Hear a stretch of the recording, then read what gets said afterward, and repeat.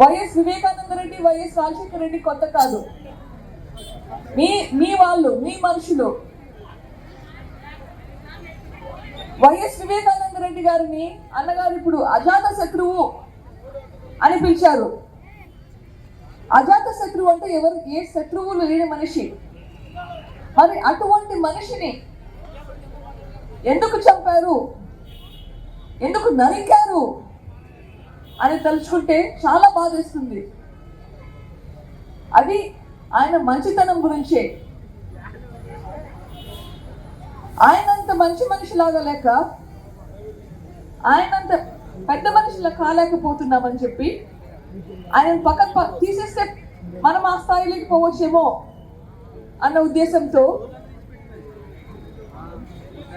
ఆయనను ఒక్కసారి కాదు 7 సార్లు గొడ్డలితో నరికి చంపారు. ఇది మనం సహించగలమా? చాలా మంది చాలా అంటున్నారు ఎవరు చంపారని. సిబిఐ వాళ్ళు చెప్పాల్సింది చెప్పారు. అదంతా పక్కన పెడతాం. మీ మనస్సాక్షిని మీరు అడగండి, ఎవరు చేశారు ఈ పని? ఎవరో చెప్పాల్సిన అవసరం లేదు. మనకందరికీ తెలుసు, మీకందరికీ తెలుసు, ఈ ఊర్లో ప్రతి ఒక్కరికి తెలుసు, ప్రతి బిడ్డకు తెలుసు. బాబాయిని చంపిన హంతకులకి ఓటు వేస్తామా మనము?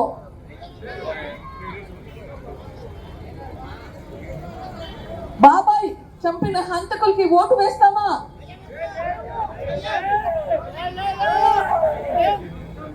వివేకానంద రెడ్డి గారు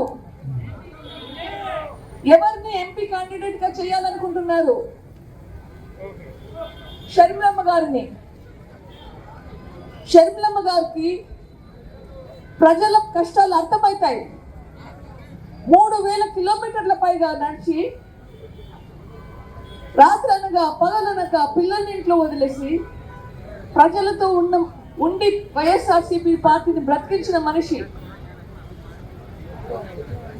ప్రజలకు ఏమి కష్టాలు ఉంటాయో అవగాహన ఉండే మనిషి, మనతో ఉండగలిగే మనిషి.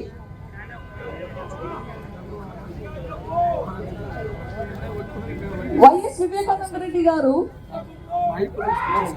షర్మిలమ్మ మనకి వైఎస్ రాజశేఖర రెడ్డి లాగా ఉంటుంది అని నమ్మిన మనిషి.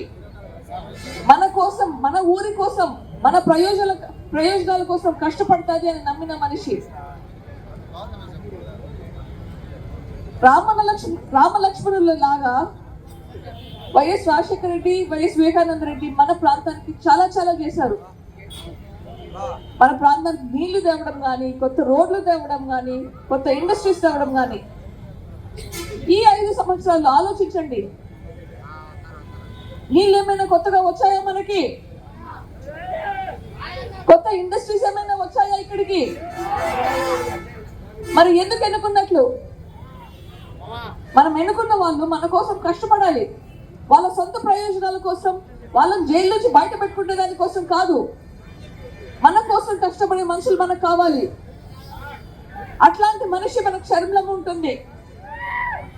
సో మే 13వ తారీఖు మనము ఎంపీగా వైఎస్ షర్మిలమ్మని ఎన్నుకుంటున్నామా లేదా? ఏ గుర్తుకు ఓటేస్తున్నాం? హస్తం గుర్తుకు. ఏ గుర్తుకు ఓటేస్తున్నాం? వివేకానంద రెడ్డి గారు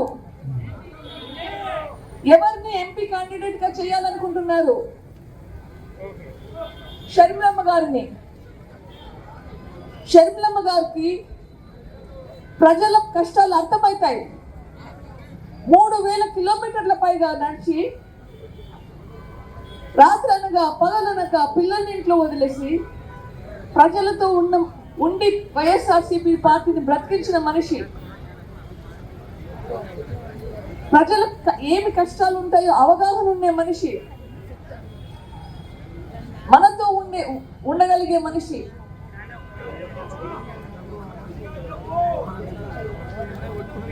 వైఎస్ వివేకానంద రెడ్డి గారు షర్మిలమ్మ మనకి వైఎస్ రాజశేఖర రెడ్డి లాగా ఉంటుంది అని నమ్మిన మనిషి, మన కోసం, మన ఊరి కోసం, మన ప్రయోజనాల కోసం కష్టపడుతుంది అని నమ్మిన మనిషి.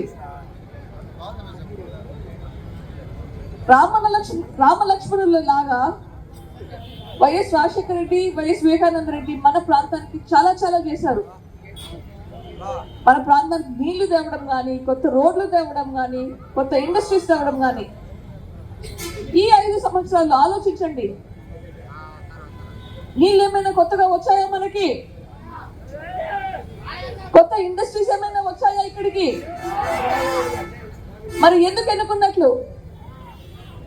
మనం ఎన్నుకున్న వాళ్ళు మన కోసం కష్టపడాలి. వాళ్ళ సొంత ప్రయోజనాల కోసం, వాళ్ళని జైలు నుంచి బయట పెట్టుకునే దానికోసం కాదు. మన కోసం కష్టపడే మనుషులు మనకు కావాలి. అట్లాంటి మనిషి మనకు షర్మిలమ్మ ఉంటుంది.